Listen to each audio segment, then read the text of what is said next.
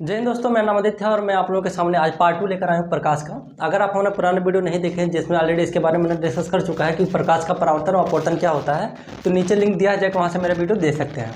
चलिए, class 10th और class 12th के लिए दोनों के लिए इंपॉर्टेंट है, लेकिन ये थोड़ा एडवांस वर्जन हो जाएगा। तो उसमें मतलब क्लास 10th के लिए जहाँ तक लेबर रहेगा मैं वहाँ बता दूंगा, लेकिन क्लास 12th का जहाँ से स्टार्ट होगा, मतलब क्लास 12th के लिए तो दोनों है, ओवरऑल सब है, लेकिन क्लास 10th के लिए वो ज़्यादा एडवांस हो जाएगा, इसलिए थोड़ा हम बता देंगे कहाँ से 10th तक है। ठीक है, तो आप लोग वीडियो पूरा देखिएगा।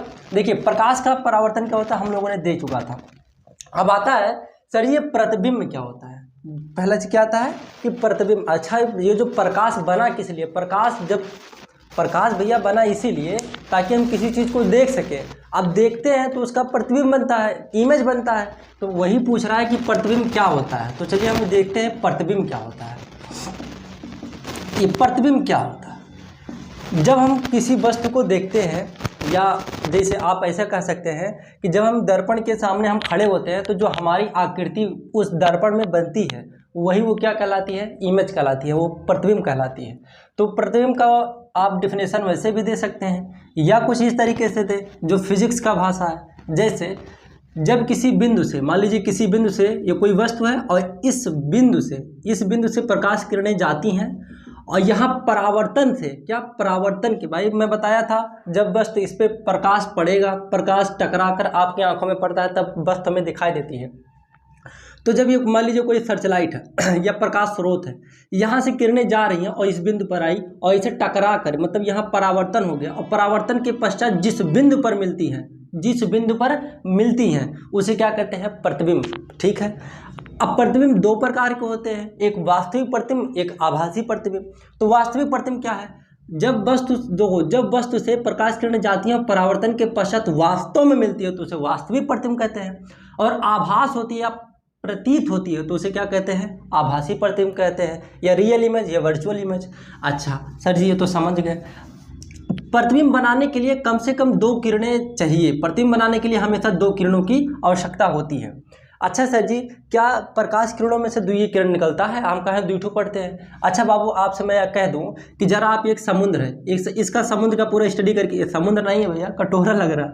मान लो एक समुद्र है, अब इस समुद्र में मैं आपसे कह दूं कि इसका थोड़ा पानी चेक करो, तो क्या आप पूरा समुद्र चेक करेंगे? नहीं। आप क्या करेंगे? थोड़ा सा बूंद निकालेंगे, उसमें से सारा तत्व आप स्टडी करेंगे कि इस पूरे समुद्र में क्या क्या है। यही तो करते हैं। ठीक है, तो वैसे अब प्रकाश से एक का किरण नहीं निकलता है बबुआ, और मैं हजारों करोड़ों असंख्य निकलते हैं किरणें। तो असंख्य जब निकलेंगे तो हम असंख्य स्टडी कर पाएंगे? नहीं। हम इसलिए एक का स्टडी करते हैं और एक से ये बता सकते हैं कि सर ये सब कुल कैसे होगा, है ना। तो इसलिए हम 2 किरणों की, अब 2 किरणों इसलिए लेते हैं ताकि एक दूसरे को काटेंगे, तो जब काटेंगे वहीं प्रतिबिंब बनता है, जहां काटेंगे वहीं प्रतिबिंब बनता है। तो प्रतिबिंब बनने के लिए कम से कम 2 किरणों की आवश्यकता होती है। अच्छी बात है सर जी, बहुत बढ़िया है, बहुत बढ़िया। देखो प्रतिबिंब सीख गए। अब आता है सर जी प्रतिबिंब बनता क्या बाहर है? तो प्रतिबिंब बनता है बाबू दर्पण पे। अब दर्पण क्या होता है गुरुजी? अब दर्पण क्या हम स्टडी करते हैं कि दर्पण क्या होता है। दर्पण 2 प्रकार के होते हैं। दर्पण कितने प्रकार के होते हैं? 2। एक होता है समतल, और एक होता है बाबू गोलीय दर्पण। एक होता है समतल और एक होता है गोलीय दर्पण। बहुत अच्छी बात है। देखो, समतल का हम स्टडी नहीं करते। अच्छा सर जी, काहे नहीं करते? बहुत लोग कहते हैं सर जी समतल छुड़वा देते हैं। समतल क्या होता है? समतल मतलब एक ऐसे जिसमें हम स्वयं को देखते हैं। तो आप बताओ बबुआ, हम जो फिजिक्स पढ़ाते हैं, जो आपका फिजिक्स में है, और वहाँ एफ ऑफ है, सी है, वक्रता केंद्र मुख्य फोकस है, तो मतलब वो गोल होना चाहिए। अब भाई केंद्र कहाँ होगा? केंद्र सजी बीचों बीच में होता है। जैसे मान लीजिए कोई गोलीय दर्पण है, मान लीजिए कोई गोला है, तो इसके बीच, भाई कोई भी गोला हो तो केंद्र उसके बीच में रहता है ना। तो ये गोल है तो जाहिर सी बात है इसके बीच में केंद्र रहता है। अब इसी के अंदर मुख्य फोकस होगा, इसी के अंदर वक्रता त्रिज्या होगा। लेकिन समतल दर्पण में देखो, समतल दर्पण मान लो इसे पूरा एकदम सीधा है, ऐसे। अब मैं आपसे कह दूं कि जब एकदम सीधा है तो क्या इसका वक्रता त्रिज्या होगा कहीं पे? आप इसे पूरा अनंत को ऐसा मान लेंगे कि सर जी इसे बहुत बड़ा है अनंत, तो इसकी वक्रता त्रिज्या क्या बोल देंगे? सर जी इनफाइनाइट है। अच्छा, अब मैं कह दूं कि इसका मुख्य फोकस क्या है, तो अब कहेंगे सर जी जब सी इनफाइनाइट है तो यह भी इनफाइनाइट होगा। सर जी एफ क्या है? अभी इसका संपूर्ण हम पोस्टमार्टम करते हैं तब आपको पता चलेगा। तो पहले हम गोलीय दर्पण समझा देते हैं आपको। देखिए गोलीय दर्पण क्या होता है सर जी? ऐसा दर्पण जो गोल होता है उसे गोलीय दर्पण कहते हैं। अब गोलीय दर्पण दो प्रकार के होते हैं। गोलीय दर्पण क्या दो प्रकार के होते हैं, एक होता है उत्तल दर्पण और एक होता है अवतल दर्पण। ठीक है सर जी, एक होता है उत्तल दर्पण और एक होता है अवतल दर्पण। अच्छा सर जी, ये अवतल दर्पण क्या होता है, उत्तल दर्पण क्या होता है? देख बबुआ, उत्तल दर्पण और अवतल दर्पण क्या होता है। पहले गोलीय दर्पण को, पहले हम गोलीय दर्पण की स्टडी करते हैं। देखो मान लो गोलीय दर्पण क्या होता है, एक खोखला गोला होता है, एक खोखला गोला होता है। गोलीय दर्पण क्या होता है, जो ऐसा दर्पण जो गोल होता है उसे गोलीय दर्पण कहते हैं, लेकिन वो अंदर से खोखला होता है, फुटबॉल की तरह होता है। ठीक है। अच्छा, फुटबॉल कहाँ लिया गया सर जी? इसलिए ताकि उसको बीच में फाड़ा जा सके, काटा जा सके। अब ठोस होगा तो ठोस को काट के थोड़ी ना दे सकते हैं। ठीक है। अच्छा, मैं आपसे कह दूं कि सर जी ये परावर्तक तल क्या है, पहले हमको ये बता दीजिए परावर्तक तल क्या होता है। तो परावर्तक तल मतलब ये होता है, हम जिसकी स्टडी करते हो परावर्तक तल। हाँ सर जी, ये बढ़िया है। जैसे अगर मैं इस बोर्ड पे स्टडी कर रहा हूँ तो ये हमारे लिए परावर्तक है, मतलब हम आंखों से जो देख रहे हैं वो परावर्तक तल है। अब इसके पीछे क्या है, बोर्ड के उधर पार क्या है, वो सर जी परावर्तक तल नहीं है। तो यही हम समझेंगे। देखो वैज्ञानिकों ने जब देखा यार ये गोल है, ये क्या है, गोल है, तो इसके पीछे स्टडी कर लिया कि प्रकाश किरणें आती हैं यार, ये तो टकरा के भाग जा रही हैं, अरे इस अरे तो भगा दे रहा है। सभी किरणों को भेज भेज ट्राई कर लिए, तो कहा कि यार जब ये प्रकाश किरणें अंदर नहीं जा पा रही हैं तो लग रहा है ना कि यहाँ अंदर से क्या होगा, पेंटिंग किया गया होगा, यहाँ कलई किया गया होगा, है ना। यहाँ अंदर से क्या होगा, प्लास्टर किया गया है। प्लास्टर मतलब लाल ऑक्साइड का, क्या, लाल ऑक्साइड का पेंट किया जाता है बबुआ, लाल ऑक्साइड का। ठीक है। तो पीछे तो अब मान लिया गया, किया नहीं गया था क्योंकि देखबे नहीं किए थे, लेकिन अंदर से जब ये बाहरे, मतलब लाइट इससे बाहरे, तो ये देखें यार ये तो प्रकाश किरणें भाग जा रही हैं। ठीक है। तब लोगों ने कहा अच्छा ठीक है मैं इसको काट देता हूँ, चलो देखते हैं कि अब क्या हुआ। तो इसको काटा गया। तो जब इसको काटा गया तो कुछ इस तरीके से बना, देखो एक इधर बना और एक इधर बना। ठीक। अब अभी तो केवल एक स्टडी किया, चारों ओर से लाइट बाहर है तो सब फैल जा रहा था। तो जब प्रकाश किरणें इधर से बाहर रहता और इधर चला जा रहा था तो इसका नाम इन्होंने रख दिया, इसका नाम उत्तल है। ये क्या है, पहले उत्तल था जब गोला पहले था। फिर लोगों ने क्या किया, कहा कि बट अब मैं बाहर एक बार पेंट करता हूँ और एक बार इसे फाड़ के और एक बार अंदर से लाइट बारता हूँ, इसे अंदर। भाई फुटबॉल के अंदर तुम घुस थोड़ी ना जाओगे जब तक काटोगे नहीं। तो काट दिया गया, तब इसके अंदर से एक लाइट बार आ गया तो ये देखा गया अरे ये तो एकदम अलग नेचर है। ओहो। और इसमें जो किरणों को भगाया गया तो ये भगा दे रहा था, मतलब ये अंदर से, मतलब क्या है, ये अंदर से पेंटिंग किया गया था, है ना। और ये बाहर से पेंटिंग कर दी, एक बार ये बाहर से पेंटिंग कर दिया, वो अंदर से लाइट मारे तो देख रहे हैं यार ये किरणों को एकदम बटोर ले रहा है, एकदम बोझा बांध दे रहा है। जैसे गाँव में होता नहीं है कि मान लीजिए कोई धान वन कट रहा है तो बोझा उठा उठा के लाके बड़ा सा बोझा बनाते हैं, बस वही है। तो उत्तल दर्पण और अवतल दर्पण क्या है, जैसे कि चित्र में एकदम साफ दिख रहा है कि सर जी जो उत्तल दर्पण होता है ये किरणों को फैला देता है, किरणों को फैला देता है। और ये अवतल दर्पण क्या है, किरणों को बोझा बांध लेता है। अरे वह मतलब किरणों को इकट्ठा कर देता है। तो सर जी किरणों को इकट्ठा करना ये क्या है, अवतल। ये क्या है भैया, अवतल दर्पण है। ठीक है। अवतल दर्पण किसे कहते हैं, जिसका परावर्तक तल, देखो जहां से अंदर लाइट आ रही है इसका परावर्तक तल अवतल, अवतल मतलब मतलब अंदर की ओर, जिसका परावर्तक तल अंदर की ओर होता है उसे अवतल, और जिसका उभरे हुए तल पर होता है उसे उत्तल। ठीक है सर जी। देखो उत्तल दर्पण क्या कर रहा है, प्रकाश किरणों को फैला दे रहा है, लेकिन अवतल दर्पण किरणों को इकट्ठा कर दे रहा है। ये इकट्ठा करता है इसलिए कहते हैं अभिसारी। क्या कहते हैं इसे, अभिसारी। सर ये अभिसारी का होता है। तो अभि मतलब क्या होता है, अभि मतलब इकट्ठा करना, सारी मतलब सारी किरणों को इकट्ठा करना क्या कहलाता है, अवतल। कोई दिक्कत नहीं है गुरुजी। अब उत्तल क्या होता है, उत्तल ये किरणों को फैला दे रहा है, मतलब अप मतलब फैला दे, देखो मुंह से बोलो अप है। तो अप मतलब क्या होता है, इसे बोले देंगे, क्या कहेंगे इसे, अपसारी बोल देंगे। कोई दिक्कत नहीं है गुरुजी, हम समझ गए सर जी। अपसारी अपसारी उत्तल अवतल अच्छे से पोस्टमार्टम कर देंगे। ठीक है बबुआ, बहुत अच्छी बात है। देखो जब ये गोला था, जब ये गोल था तो इसके बीचों बीच में केंद्र होगा, बीचों बीच में केंद्र होगा तब तो गोला बनेगा।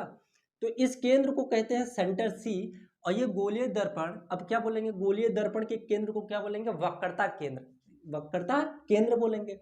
गोलीय दर्पण की त्रिज्या को क्या बोलेंगे, वक्रता त्रिज्या बोलेंगे। गोलीय दर्पण के परावर्तक तल, अब देखो ये परावर्तक तल, ये सब क्या है, परावर्तक तल। परावर्तक तल के मध्य बिंदु को क्या बोलते हैं बबुआ, पोल। क्या कहते हैं उसे, ध्रुव। ठीक है सूर्य जी। अब जब प्रकाश किरणें परावर्तित होती हैं, जब प्रकाश किरणें परावर्तित होती हैं, अवतल दर्पण में जब प्रकाश किरणों का परावर्तन होता है वो जिस बिंदु से होकर जाती हैं, ये कसम खैले हैं कि हम जाएंगे तो केवल कहीं से अगर कोई डालेगा ना तो पहले मुख्य फोकस से होकर जाएगा। देखिए यहाँ मैं किरणों को भेज दूँ ना, ये तुरंत कसम खा, हाँ हम तुरंत फोकस पर खींच के ले आएंगे। तो सभी किरणें मुख्य अक्ष, देखो मुख्य अक्ष क्या होता है, ध्रुव तथा वक्रता केंद्र को मिलाने वाली रेखा को क्या कहते हैं, मुख्य अक्ष कहते हैं। क्या कहते हैं, मुख्य अक्ष कहते हैं। ठीक है गुरु जी। मुख्य फोकस क्या होता है, मुख्य फोकस वो होता है जैसे मुख्य अक्ष के समांतर जाने वाली किरणें परावर्तन के पश्चात जिस बिंदु से होकर जाती हैं उसे क्या कहते हैं, मुख्य फोकस कहते हैं। ठीक है गुरु जी। अब देखो मुख्य फोकस एक्चुअली में होता क्या है, आप ऐसे भी कह सकते हैं, देखो ये ध्रुव है या वक्रता केंद्र है, वक्रता त्रिज्या है। ठीक है, अब मैं इसको मान लेता हूँ सर जी ये अवतल दर्पण है। क्या ये अवतल दर्पण है, इसको आधा काट के निकाल देता हूँ, कोई दिक्कत नहीं है। अब इसको मैं ये भी कह सकता हूँ कि ये वक्रता केंद्र और ये ध्रुव के मध्य बिंदु को भी मुख्य फोकस कहते हैं। क्या कहते हैं, मुख्य फोकस कहते हैं, कोई दिक्कत नहीं है।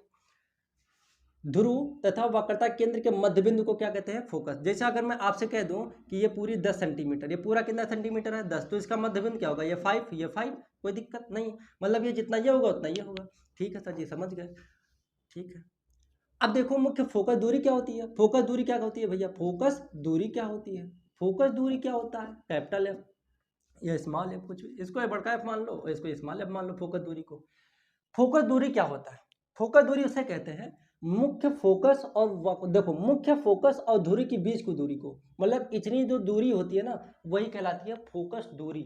तो अभी मैंने आपको बताया कि इतनी दूरी का ये मध्य बिंदु है मुख्य फोकस, तो जब ये एफ है तो ये क्या होगा सर, ये भी एफ होगा। क्यों, क्योंकि मध्य बिंदु मतलब बराबर बराबर है ना, तो अगर ये एफ है तो ये भी एफ हो।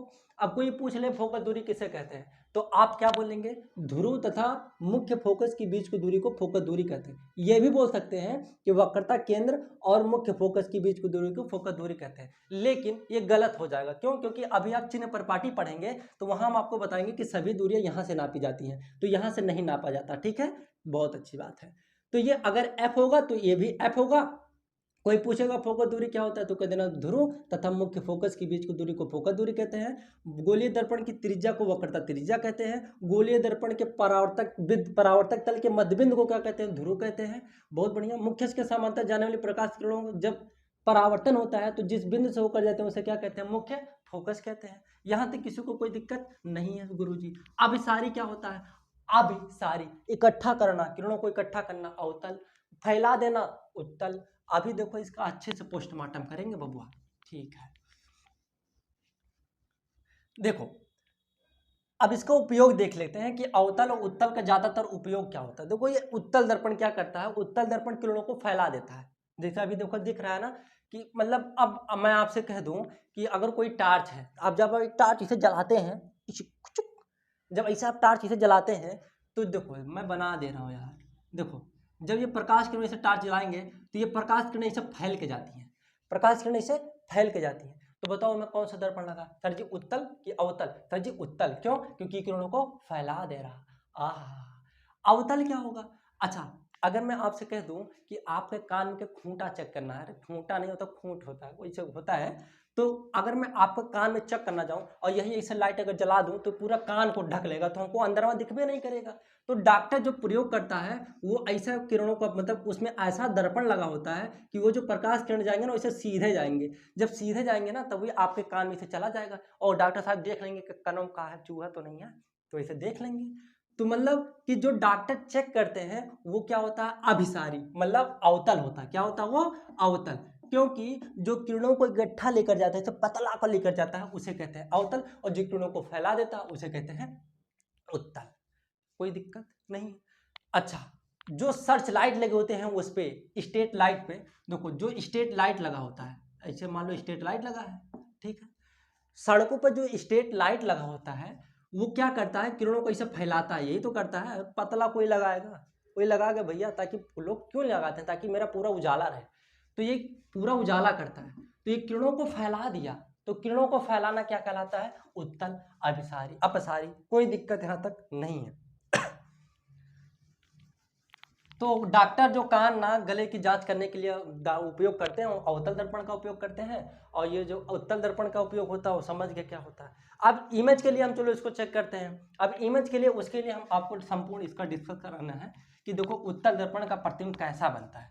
पहले उसके लिए कुछ देखो, मान लीजिए उत्तल दर्पण है, ये अवतल दर्पण है, ये क्या है, ये अवतल दर्पण है, ठीक है।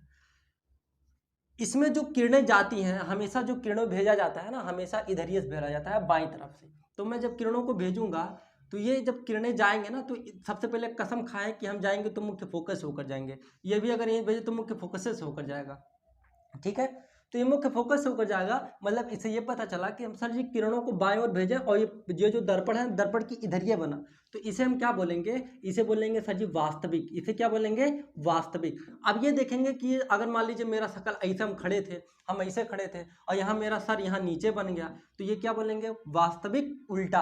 अब ये चेक करेंगे मेरा प्रतिबिंब इतना बड़ा था तो मेरा प्रतिबिंब इतना बड़ा बढ़ेगा, तो वो छोटा होगा। तो चलिए इसको भी थोड़ा हाई लेवल तो मान देते हैं पूरा क्लास 10 के लिए। ये क्लास 12 में ये चैप्टर नहीं है, ये थोड़ा इन समझने के लिए क्लास 12 के लिए है, लेकिन ये थोड़ा हम बता देते हैं। देखिए जैसे मान लीजिए एक अवतल दर्पण है, ये क्या है, अवतल दर्पण है, ठीक है।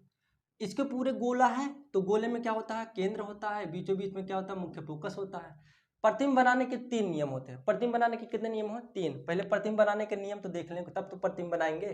तो प्रतिबिंब बनाने के 3 नियम क्या है, जब प्रकाश किरणें सीधी जाती हैं तो कसम खाई है कि हम जैसे टकराएंगे तैसे मुख्य फोकस होकर जाती है, पहला नियम है, कोई दिक्कत नहीं, ये पहला नियम है। दूसरा नियम क्या है कि अगर गुरुजी प्रकाश किरणों को सी से अगर भेज दिया जाए तब क्या होगा, तो जब सी से आप भेजेंगे तो इसे सीधे सी से सीधी, तो सी से सीधी है, सीधे चली जाएगी। तो जब प्रकाश किरणें वक्रता केंद्र से होकर जाती हैं तो वैसे सीधे सीधे चली जाती हैं। सर जी तीसरा क्या है, अच्छा अगर सर जी हम मुख्य फोकस से होकर भेज दें तब क्या होगा, यहाँ मुख्य फोकस से भेज दे तब बाबू ये जैसे जाएगा तैसे मुख्य अक्ष के समांतर हो जाएगा। देखो कैसे, सर जी कैसे, बाबू जब ये मुख्य अक्ष के समांतर गई तो टकरा के तो मुख्य फोकस से चली गई। अब जब मैंने मुख्य फोकस से भेज दिया तो मुख्य अक्ष के समांतर हो गया, तो यक्का है। अर्थात मैं कह सकता हूँ नियम द्वितीय है, एक ये और एक ये, ठीक है गुरुजी। अब जैसे मान लीजिए हम एक दो बता दे रहे हैं, जैसे अगर मैं मान लीजिए एक मेरा अवतल दर्पण है, क्या है, अवतल दर्पण है, इसी में हम सब कुछ छव बना दे रहे हैं लोग। ये भैया आपका सी, ये आपका है एफ, ये आपका है पी। जब वस्तु अनंत पर है, अनंत मतलब पहले एक बार चेक किया गया, मान लो सूर्य भगवान की बहुत दूरी है, वहां से कोनो टार्च जला रहा है बहुत दूर अनंत पे, तो एक बार चेक किया, प्रकाश किरणें आई और ये तो कसम खाई है कि हम आएंगे तो मुख्य फोकस है, तो कहा अच्छा, तो नीचों से बार दिया, कहा चलो इसे नीचों के बार दिए, तो ये यहाँ भी टकरा के मुख्य फोकस से चला गया। तो मतलब ये देखा गया, जैसे मान लो हम ही खड़े थे, बहुत अनंत पे, बहुत दूर थे, ठीक है। तो जब ये बना तो ये देखो ये यहाँ पे बना बहुत छोटा, मतलब यहाँ से नापेंगे तो कहेंगे यार तो बहुत छोटा है, जहाँ काटा यहीं पे नापेंगे, तो प्रतिबिंब कहाँ बना, मुख्य फोकस पे। इधर ये बना तो वास्तविक बहुत छोटा, बहुत छोटा, ठीक है। दूसरे केस में हमने क्या किया, अब मैंने क्या किया यार, जब मैं इतना दूर था तो मेरा फोकस यहाँ बना, अब मैं थोड़ा और पास आता हूँ, देखता हूँ मेरा प्रतिबिंब कहाँ बनता है, तो मैंने वक्रता केंद्र के पीछे आ गया, लोग पीछे आ गए। अब वहां से मैंने टार्च धुक्कुर धुक्कुर ऐसे जला रहे हैं, ढेबरी, अरे ढेबरी नहीं है भैया, देखो अब ये प्रकाश किरण तो पहले कसम खाइए कि जब सीधे मारोगे ना तो मुख्य फोकस से चला जाएंगे, बस जाओ। अच्छा दूसरा नियम क्या है, अब ये पहला किरण तो देखो प्रतिबिंब बनाने के 3 नियम, या तो मुख्य फोकस से जाएगा, मुख्य फोकस से भेजे मुख्य अक्ष के समांतर हो जाएगा, वक्रता केंद्र के भेजे तो इसे सीधे चला जाएगा, ठीक है। अगर ये किरणों को मुख्य वक्रता केंद्र से भेज दे तो ये वैसे कोई से चला जाएगा, कोई दिक्कत नहीं है। तो प्रतिबिंब देखो यहाँ बना, तो ये प्रतिबिंब यहाँ काटा ना, तो मेरा शकल कुछ इस तरीके से हो गया, मेरा सर ऊपर था यहाँ नीचे हो गया, मैं इतना बड़ा था इतना छोटा हो गया, तो मैं क्या बोलूँगा, वास्तविक वस्तु से छोटा और उल्टा, कोई दिक्कत नहीं। प्रतिबिंब कहाँ बना, वक्रता केंद्र और मुख्य फोकस के बीच में, ठीक है गुरुजी, ये भी आ गया। अब देखो जैसे हम आगे बढ़ते जाएंगे प्रतिबिंब की स्थिति इधर इधर बढ़ता चला जाएगा, ठीक है। देखो ये है सी, ये है एफ। अब जब प्रकाश किरणों को हम अब सी पे ले आए तो क्या होगा, सबसे पहले डायरेक्ट जाएगा, कोई से मुख्य फोकस से जाएगा, कसम खाया। अब आप वहीं खड़े हैं तो आप ऐसे लाइट कैसे बांधेंगे बताइए, आप सी पे कैसे बांध सकते हैं, आप ऐसे खड़े हैं तो आपको पलटी मारना पड़ेगा, बैठना पड़ेगा। लेकिन मैंने क्या किया, मैं यहाँ पे खड़ा हूँ तो एक पहले नियम देखा, ये नियम को सेटिस्फाई कर गया। दूसरा नियम तो यहाँ से हम भेज ही सकते हैं गुरुजी, यहाँ से तो हम भेज ही सकते हैं वक्र मुख्य फोकस से। तो ये आएगा तो कुछ देखो, ये जब आएगा कुछ तिरछा हो गया, अब ये आएगा तो यहाँ पे कुछ बनेगा यहाँ पे, ठीक है। तो प्रतिबिंब कहाँ बना, वक्रता केंद्र पर। प्रतिबिंब कहाँ बना, वक्रता केंद्र के नीचे, मतलब आप कह सकते हैं वक्रता केंद्र पर ही बना, वस्तु के बराबर और उल्टा बना, ठीक है। अब देखो, अब मैं कह रहा हूं कि अब मैं यहाँ पे खड़ा हो गया बीचों बीच में, लो बीचों बीच में खड़ा हो गया, तो ये तो पहले जाएगा तो कसम खाया हम यहीं कटेंगे। अच्छा, यहाँ से अभी मैं मुख्य फोकस पे भेज सकता हूँ, कोई दिक्कत है नहीं है।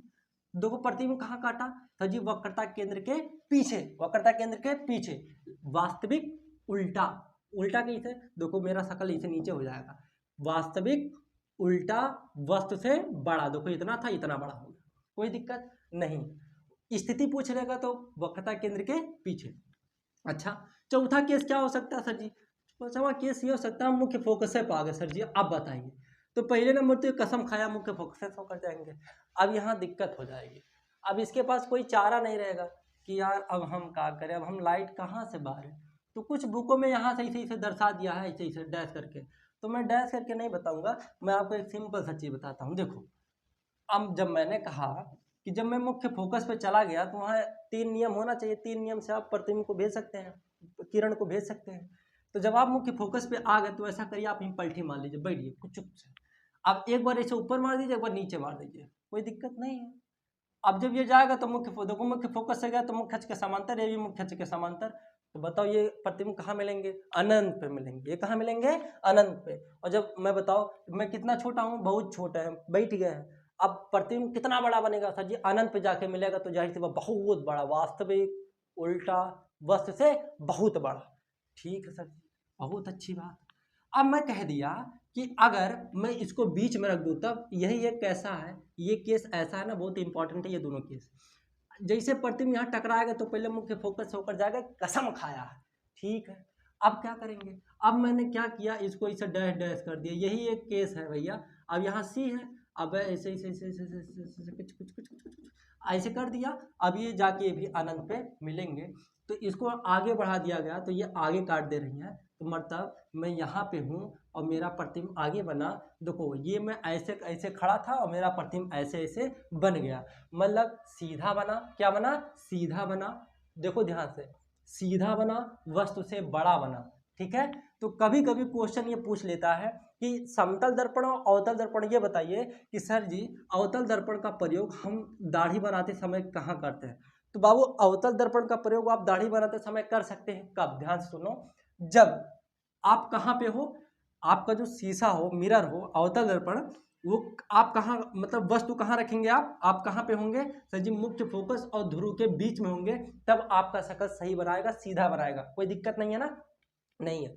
और सर जी समतल दर्पण देख लेते हैं, तो समतल दर्पण का हम प्रयोग जो देखते हैं अपने सकलोकल ना, वो समतले दर्पण होता है, और इसका भी प्रयोग कभी कभी दे देता है कि अवतल दर्पण का प्रयोग दाढ़ी बनाते समय भी करते हैं, और कब करते हैं, किस केस में करते हैं, किस केस में करते हैं, किस केस में, जब मुख्य फोकस और ध्रुव के बीच में होता है, ध्यान से सुनना, कान खोल के सुनना, ठीक है सर जी, आ गया, अब एकदम पोस्टमार्टम कर देंगे। अब मैं समतल दर्पण की बात कर लूँ तो समतल दर्पण है नहीं, लेकिन आप समझ जाओ, समतल दर्पण मतलब एक से सीधा सीधा होता है, तो जब सीधा सीधा होगा तो आप बताओ, आप जब एक तो कोई सीधा है और मैं कह दूं कि इसका केंद्र कहाँ होगा, जब कोई गोल होता है तो उसके अंदर में तो केंद्र होता है, अब कोई ऐसे सीधा है तो भाई सीधा होगा तो आप बहुत अनंत मान लेंगे, चलो पूरे धरती को हम मान लेना बहुत गोला है, तो इसको हम कह सकते हैं इसका सेंटर क्या है, अनंत है, जब सेंटर अनंत है तो मुख्य फोकस क्या होगा, वो भी अनंत होगा, कोई दिक्कत नहीं है सर जी। तो ये तो पूरा समझ गए, पूरा का पूरा उपयोग भी देख लिए। अच्छा, अभी देखो ये जो अवतल दर्पण है, ये अवतल दर्पण क्या करता है, किरणों को ऐसे हमेशा जो उल्टा प्रतिबिंब बना रहा है, हमेशा क्या बना रहा है, उल्टा प्रतिबिंब बना रहा है, ठीक है। तो कभी कभी मैं आपसे पूछ लूं कि जो गाड़ी मोटर होते हैं, गाड़ी मोटर का जो शीशा लगा होता है, शीशा जो बैक साइड देखते हैं पीछे वाले को, उसमें कौन सा दर्पण लगाया जाता है, तो देखो उसमें उत्तल दर्पण लगाया जाता है सर जी, क्यों, क्योंकि उत्तल दर्पण में आप जितने भी केस बनाएंगे ना, उसमें जो वस्तु बनता है वो सीधा बनता है, प्रतिबिंब कैसा बनता है, सीधा, ठीक है। सर जी अगर हम अवतल लगा देता, तो अवतल अगर आप लगा देंगे तो पीछे वाला, जैसे मान लीजिए कोई ड्राइवर है और पीछे वाले को देख रहा है, कोई बाइक से आ रहा है, तो वो दिखेगा क्या, पहिएवा ऊपर है और ड्राइवरवा नीचवा है, मतलब पहिया इसे पलट जाएगा। हमको जब देखोगे तो हमारा जो सर है वो नीचे देखेगा, हमारा पैरवा ऊपर दिखेगा। तो आप ऐसा कांड कर सकते हैं कि मतलब वो शीशा में आप लोग जब वैज्ञानिक मतलब इंजीनियर बनना है ना, तो आप क्या लगा देना, वो जो गाड़ी मोटर ना उसमें अवतल लगा देना, एक बार चेक करना कि कैसे दिखता है, ठीक है। तो ये उत्तल दर्पण क्या होता है, उत्तल दर्पण हमेशा सीधा बनता है। अगर आप देखेंगे तो पीछे वाले को बहुत आसानी से दिख जाता है, और पीछे वाला छोटा भी बनता है, ताकि जो बहुत बड़े बड़े कार बहुत दूर तक होती है इसकी क्षमता, ताकि बहुत दूर दूर तो लोगों को हम देख सकते हैं एक के शीशा में कि कितनी ट्रक आ रही है, कितनी ये सब आ रही है। और ये अवतल दर्पण क्या होता है, अवतल दर्पण भैया इसे उलट देगा तुरंत, ट्रक वाले को नीचे कर देगा, पहिया ऊपर कर देगा। तो ये हुआ पूरा कॉन्सेप्ट। अब हम इसी में देखते हैं, क्योंकि वीडियो ज़्यादा लंबा हो जाएगा। अब हम कल से या अभी शाम को अभी हम कोशिश करते हैं कि अब हाई लेवल का ले आया जाए, जैसे ताकि वो जो क्लास 12th में उनके लिए बेनिफिट हो। अब हम देखेंगे कि इसके बारे में जो डेरिवेशन होता है कि 1/f बराबर 1/b प्लस 1/u। उससे पहले हम थोड़ा ये चीज़ देख लेते हैं कि सर जी चिन्ह परिपाटी क्या होता है। तो ध्यान से सुनो, चिन्ह परिपाटी क्या होता है, बहुत आसानी से जितनी भी दूरियां बाएं होती हैं, अब बताओ भैया जो चीज नापा जाता है, जैसे अमीर मतलब क्या होता है, अमीर मतलब प्लस, गरीब मतलब माइनस, तगड़ा मतलब प्लस, लूज मतलब माइनस, आगे मतलब प्लस, पीछे मतलब माइनस, बस हो गया। देखो ये है अवतल दर्पण, ये क्या है अवतल दर्पण, और ये है उत्तल दर्पण। ध्यान से सुनना, ये क्या है उत्तल दर्पण, और ये क्या है अवतल। छोटा बना रहा हूं ताकि बोर्ड है ना। ये बीचों बीच में क्या है एफ, और ये बीचों बीच में क्या है सी। देखो जब ये प्रकाश किरणें, जितने भी प्रकाश किरणें वो बाईं ओर से भेजी जाती हैं भैया, जब बाईं ओर से मान लो यहीं मैं खड़ा हूं और यहीं से मैं अगर प्रकाश किरणें भाज दूं तो ये तो मुख्य फोकस से होकर जाएगा, तो कसम खा लिया है। अब किसी भी स्थिति में हम आगे बढ़ाते जाएंगे, 6 स्थिति होता है जैसे मैंने आपको बता दिया। आज जब प्रकाश किरणें जाएंगी तो यहाँ पे जो होता है ना, यहाँ से वस्तु और ध्रुव के बीच की दूरी, वस्तु और ध्रुव के बीच की दूरी क्या कहलाता है यू, क्या कहलाता है यू, ऑब्जेक्ट की दूरी, ठीक है। अब सर जी जहां वस्तु को मिलते हैं, जैसे मान लो करता कि इनके पीछे था, तो जैसे मैंने बाढ़ दिया तो ये इसे सीधा चला जाएगा, तो प्रतिबिंब यहाँ बना, तो प्रतिबिंब कहीं भी बन सकता है। तो प्रतिबिंब और ध्रुव के बीच की दूरी क्या कहलाता है बी, क्या कहलाता है वी। बहुत अच्छी बात है सर जी। अच्छा सर जी, ध्रुव तथा मुख्य फोकस के बीच की दूरी का कहते हैं फोकस दूरी कहते हैं। तो ये भी एफ है तो ये भी एफ है। लेकिन गुरुजी आप बताए हैं ये जो त्रिज्या होती है वक्रता त्रिज्या होती है। हाँ बताएं, बिल्कुल बताएं, में कोई दिक्कत है। तो जरा आप एक बात बताओ, पहले नंबर ये देखो चिन्ह परिपाटी क्या होता है कि जितने भी पीछे होंगे, जितने भी दर्पण के इधर होंगे, सारी निगेटिव होती हैं। अभी मैंने बताया ना पीछे सब माइनस होते हैं। तो बताओ एफ प्लस होगा कि माइनस, मुख्य फोकस फोकस दूरी प्लस होगा कि माइनस, अजी माइनस, क्यों, क्योंकि इधर है सब, क्योंकि सब इधर है, ठीक है। बी प्लस होगा कि माइनस, अजी माइनस, यू इधर ये है सब, तो यू भी क्या होगा माइनस। बहुत दिक्कत, कोई दिक्कत नहीं है सर जी, कोई दिक्कत नहीं। तो अर्थात मैं ये कह सकता हूँ कि जो अवतल दर्पण होता है इसकी सभी दूरियां क्या होती हैं, माइनस होती हैं। लेकिन अगर मैं वहीं उत्तल दर्पण की बात करूं तो उत्तल दर्पण में वस्तु हमेशा बाईं ओर से भेजा जाता है। तो लो भैया इसे खड़े हैं, इसे बाहर देख चिक। अच्छा अब बताओ, इसका जो वक्रता केंद्र होगा अंदर होगा, फोकस दूरी अंदर होगी, प्रतिबिंब कहाँ बनेगा, अंदर में होगा। तो इसका यू वी और एफ, तो बी हमेशा प्लस होगा क्योंकि अंदर बनेगा प्रतिबिंब, एफ हमेशा प्लस होगा क्योंकि ये बाएं दाएं तरफ है, आगे है, सब आगे है। लेकिन सर जी यू क्या है, यू क्या होता है, यू तो वस्तु की दूरी है ना, और वस्तु आप पीछे खड़े हैं तो यू क्या होगा माइनस, ये होता है चिन्ह परिपाटी होता है, ठीक है सर जी। अब यहाँ एक थोड़ा फार्मूला की है ड्राइव कर देते हैं, छोटा सा चीज है, देखो बहुत समझने की चीज है। ये सी है, ये एफ है मुख्य फोकस, और ये सर जी फोकस दूरी है, ये भी फोकस दूरी है, क्योंकि आप ही बताएं क्योंकि मध्य बिंदु है, जितना ये होगा उतना ये होगा। लेकिन आप बताइए पूरी दूरी है कितना, सर जी पूरी दूरी होती है आर, तो आर बराबर मैं ये भी कह सकता हूँ ये एफ तो ये एफ, तो आर बराबर 2f नहीं हो गया, ये हो गया, ये भी फार्मूला हो गया।